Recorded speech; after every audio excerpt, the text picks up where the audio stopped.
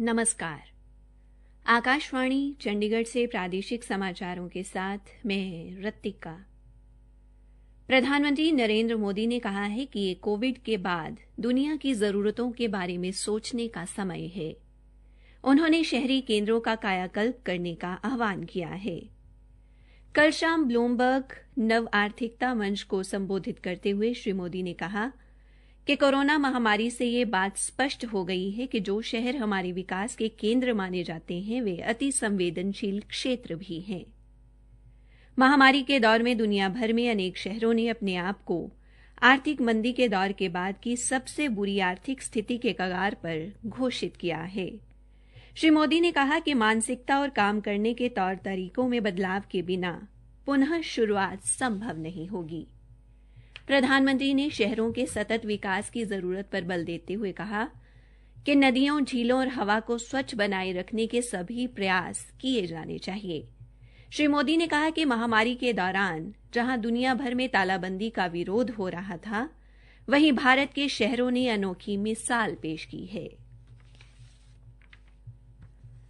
हरियाणा के मुख्यमंत्री मनोहर लाल ने सभी जिलों के अतिरिक्त उपायुक्तों को परिवार पहचान पत्र के तहत सभी परिवारों का 100% पंजीकरण और डाटा अपग्रेड करने का कार्य 31 दिसंबर तक करने के निर्देश दिए हैं। मुख्यमंत्री ने कहा कि परिवार पहचान पत्र राज्य सरकार की एक महत्वाकांक्षी योजना है, जिसके तहत भविष्य में सरकार द्वारा नागरिकों के कल्याण के लिए बनाई जाने वाली योजनाएं सटीक और पारदर्शी तरीके से बन सकेंगी और सरकार जरूरतमंदों को सीधे उनके घर द्वार पर सरकारी योजनाओं का लाभ पहुंचाएगी। सरकार के पास सारा डेटा उपलब्ध होगा, जिससे कोई भी व्यक्ति किसी भी सरकारी सुविधा के लिए पात्र होगा तो उसे सरकारी दफ्तर के चक्कर काटे बिना तुरंत ऑनलाइन माध्यम से वह सुविधा घर बैठे ही मिल जाएगी। हरियाणा सरकार ने प्रदेश के ग्रामीण क्षेत्रों में गरीब व मध्यम वर्ग के लिए शहरों की तर्ज पर कॉलोनियां विकसित करने का निर्णय लिया है। हरियाणा ग्रामीण विकास प्राधिकरण द्वारा सर्वप्रथम पानीपत जिले के गांव इसराना में एक मॉडल कॉलोनी विकसित की जाएगी।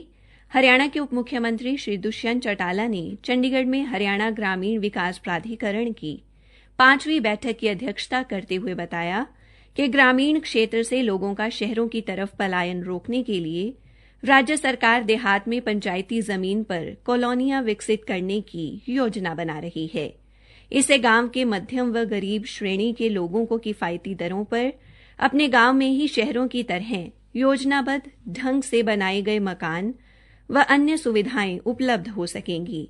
उन्होंने बताया कि इस कॉलोनी में जहां 60% मकान इसराना के निवासियों को दिए जाएंगे, वहीं 40% मकान खुली बोली से दिए जाएंगे।